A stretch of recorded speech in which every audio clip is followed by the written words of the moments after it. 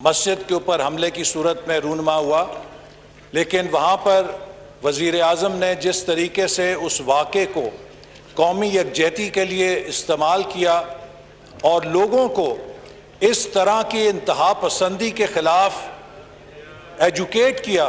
اس نے پوری دنیا میں ان کے لیے خیر سگالی کے جذبات پیدا کیے۔ جناب اسپیکر، آج دنیا جس سمت میں جا رہی ہے اس میں یقیناً اسلامو فوبیا ہمارے لیے اس لیے بہت اہم ہے کہ ہم سب مسلمان ہیں، اور جہاں کہیں مسلمان تعصب کا اور نفرت کا نشانہ بنتے ہیں تو ہم اسے خود اپنے اوپر حملہ تصور کرتے ہیں، چونکہ مسلمان امت ایک جسم کی طرح ہے، اس کے کسی حصے پر تکلیف ہو تو وہ تکلیف پورا جسم محسوس کرتا ہے۔ لیکن اس کے ساتھ ساتھ جناب اسپیکر، ہمیں اس واقعے سے سبق بھی سیکھنا چاہیے کہ جس طرح کینیڈا کے اندر ایک مسلمان خاندان جو وہاں پر مائنورٹی کمیونٹی کا نمائندہ تصور کیا جاتا ہے، اس پر حملہ ہوا ہے اور ہم اسے نہایت ہی غیر انسانی حرکت سمجھتے ہیں۔ میں سمجھتا ہوں کہ ہمارے لیے فرض ہے کہ ہم ایسے واقعے کے بعد یہ بات بھی دہرائیں کہ اگر ہمارے ملک پاکستان میں کسی کے ساتھ اس طرح کا واقعہ رونما ہوتا ہے تو وہ بھی ہماری پاکستانیت کے اوپر حملہ ہے۔ پاکستان میں بسنے والے بھی تمام اقلیتوں کو یہ تحفظ ہونا چاہیے کہ وہ پاکستان کے اندر محفوظ ہیں، ان کے ساتھ ان کے عقیدے کی بنا پر کوئی نفرت نہیں کرے گا اگر وہ پاکستانی قوم کے فرد ہیں۔ جناب اسپیکر، آج دنیا میں وائلنٹ ایکسٹریمزم سر اٹھا رہا ہے، اور اس وائلنٹ ایکسٹریمزم کے پیچھے دو محرکات ہیں جو لوگوں کو غیر انسانی رویے اپنانے پر مجبور کرتی ہیں۔ ایک نفرت ہے اور دوسری چیز تعصب ہے۔ جب آپ انسان کے دماغ میں نفرت بھریں گے، اس نفرت کی انتہا اس کو وائلنٹ بیہیویئر کی طرف پش کر دیتی ہے۔ اگر آپ لوگوں کے دماغوں میں تعصب بھریں گے تو اس عصبیت اور تعصب کا انتہا جو ہے وہ بھی لوگوں کو ایکسٹریم بیہیویئر کی طرف اور وائلنٹ بیہیویئر کی طرف لے جاتا ہے۔ اور میں خود اس بات کو دہرانا نہیں چاہتا، میں بھی اس ایوان کا شاید ایک واحد ممبر ہوں جو وائلنٹ ایکسٹریمزم کا نشانہ بن چکا ہے۔ اس لیے جناب اسپیکر، جہاں پر ہم بین الاقوامی سطح پہ کوشش کریں کہ دیگر اسلامی ممالک کے ساتھ مل کر دنیا کو ایجوکیٹ کریں کہ اسلام کے خلاف نفرت کسی بھی شکل میں جو روا رکھی جاتی ہے وہ تہذیب کے ان دعووں کی نفی ہے جن کو کیا جاتا ہے مغرب کی طرف سے کہ وہ بہت سویلائزڈ سوسائٹیز ہیں۔ میں اکثر یہ سوچتا ہوں کہ آج یورپ کے ممالک میں جو مسلمان خواتین کے اوپر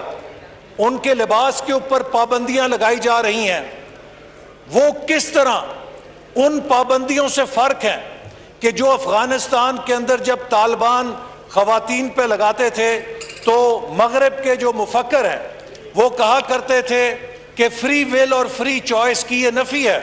خواتین کو یہ آزادی ہونی چاہیے کہ وہ اپنی مرضی کے مطابق اپنے لباس کو اختیار کر سکیں۔ وہی مغربی مفکر جو افغانستان کے اندر یہ درس دیا کرتے تھے، آج نہایت ہی ڈٹائی کے ساتھ یورپ کے ممالک میں جب مسلمان خواتین کے حجاب کرنے پہ پابندی لگائی جاتی ہے تو اس کو ڈیفینڈ کرتے ہوئے نظر آتے ہیں۔ یہ وہ دو عملی ہے کہ جس کی بنا پر آج انسانیت نفرت اور تعصب کے اندر تقسیم ہوتی جا رہی ہے۔ تو جناب اسپیکر، ہم قومی اسمبلی کے ناطے جہاں پر یہ OIC کی سطح پر کام کریں گے، میں یہ تجویز دینا چاہوں گا کہ اس ایوان کا جو منتخب نمائندہ ہے اس کا فرض ہے کہ یہ دنیا کی دیگر منتخب پارلیمنٹس کے ساتھ مل کر اسلامو فوبیا کے خلاف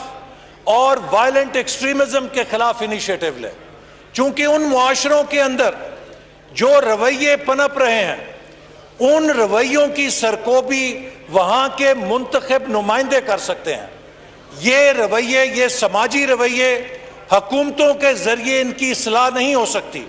मैं समझता हूँ कि जो अवामी नुमाइंदे हैं, चाहे वो यूरोप के अंदर हैं, चाहे वो अमेरिका के अंदर हैं, चाहे वो ऑस्ट्रेलिया या न्यूजीलैंड के अंदर हैं, वो किसी भी जमहूरियत के अंदर हैं, लिहाजा मेरी तजवीज़ होगी कि पाकिस्तान की कौमी असम्बली को इंटरनेशनल पार्लियामेंट्री यूनियन को दावत देनी चाहिए और इस्लामोफोबिया के ऊपर एक बैनुल अक़वामी पार्लियामेंटेरियंस की कॉन्फ्रेंस बुलानी चाहिए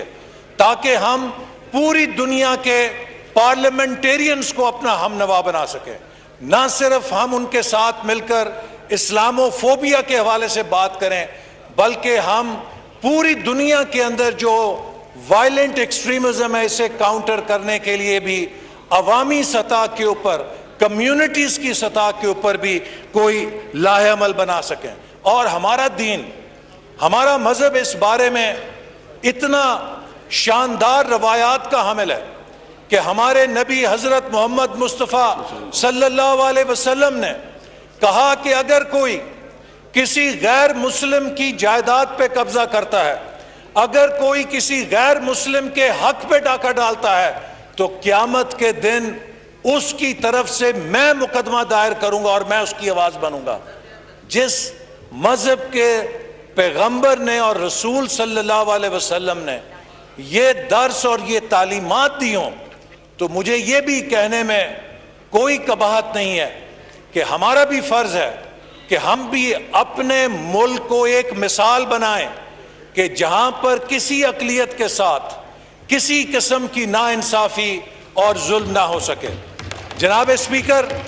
ये बात बड़ी बुनियादी और नज़रियाती है। हमने जो भारत से आज़ादी ली थी, हमने क्यों भारत से आज़ादी ली थी? भारत से हमने आज़ादी इसलिए हासिल की थी कि बहैसियत मुसलमान हमारा ये मुतालबा था और हमारा ये मुशाहिदा था कि उस यूनाइटेड इंडिया के अंदर मुसलमान बहैसियत अक़लियत महफूज नहीं है। मुसलमानों के सियासी हकूक़, उनके मुआशी हकूक़, उनके मुआशरती हकूक़ महफूज नहीं। लिहाजा हमने मुतालबा किया कि चूँकि यहाँ पर हमें बहैसियत अक़लियत तस्लीम नहीं किया जाता, हमें अलहदा वतन दिया जाए। जनाब speaker, bye token of same demand जो हमने बहैसियत अक़लियत की थी, हमारा फ़र्ज़ है कि पाकिस्तान के अंदर कोई अक़लियत ख़ुद को गैर महफूज ना समझे और हम दुनिया के अंदर अक़लियतों को उनके हकूक़ देने में एक मिसाली मुल्क बन सकें। मैं फिर आखिर में उस ख़ानदान के साथ हमदर्दी का इजहार करता हूँ, अपनी जमात की तरफ से भी, तमाम अहले पाकिस्तान की तरफ से, और मैं उम्मीद करता हूँ कि वज़ीर आज़म कनाडा इसके बारे में कनाडा के अंदर ऐसे वाक़यात की रोकथाम के लिए उसी तरह का मिसाली किरदार अदा करेंगे जैसा कि न्यूजीलैंड की वज़ीर आज़म ने किया था। और मैं फिर इस तजवीज़ को दोहराऊँगा कि पाकिस्तान की कौमी असम्बली को इंटरनेशनल पार्लियामेंट्री यूनियन के साथ मिलकर एक आलमगीर कॉन्फ्रेंस, बैनुल अक़वामी कॉन्फ्रेंस बुलानी चाहिए ताकि हम दुनिया की तमाम पार्लियामेंट्स को इस्लामोफोबिया के मसले पर अपना हमनवा बना सकें। YouTube पर गुगली टीवी देखने के लिए youtube.com की सर्च बार में गुगली टीवी टाइप करें। गुगली टीवी के पेज पर सुर्ख रंग के सब्सक्रिप्शन वाले बटन पर क्लिक करना ना भूलिए। YouTube पर अपलोड होने वाली वीडियो से बाखबर रहने के लिए बेल आइकॉन पर क्लिक कीजिए। आपको हर नई आने वाली वीडियो के बारे में नोटिफिकेशन मौसूल हो जाएगा।